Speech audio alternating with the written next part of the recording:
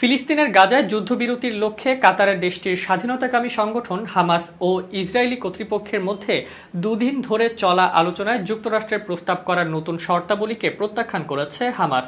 ফিলিস্তিনের গাজা উপত্যকায় গত 10 মাসেরও বেশি সময় ধরে ইসরায়েল ও হামাসের মধ্যে চলতে থাকা যুদ্ধের ইতি টানতে দুপক্ষকে একটি যুদ্ধবিরতিতে পৌঁছানোর জন্য আন্তর্জাতিক চাপ ক্রমশ বাড়ছে। খবর আরব নিউজের। ইসরায়েলের চাপাচাপিতে এবার বাইডেন যুদ্ধবিরতির প্রস্তাবে নতুন শর্ত জুড়ে দিয়েছেন। হামাস ছাড়াও ইরান এবং তার ছায়া সহযোগীদের ইসরায়েলে হামলা বন্ধের শর্ত যুক্ত করেছেন বাইডেন। এদিকে হামাসের শর্ত প্রত্যাখ্যানের পরও যুক্তরাষ্ট্রের প্রেসিডেন্ট জো বাইডেন আলোচনার অগ্রগতিকে সন্তোষ প্রকাশ করে বলেছেন, আমরা এত কাছাকাছি আর কখনো পৌঁছাইনি। মার্কিন পররাষ্ট্র দপ্তর জানায়, পররাষ্ট্রমন্ত্রী অ্যান্টনি ব্লিংকেন আলোচনার প্রস্তাবগুলোকে আরও সামনে এগিয়ে নিতে এ সপ্তাহের মধ্যেই মধ্যপ্রাচ্যে সফরে আসছেন।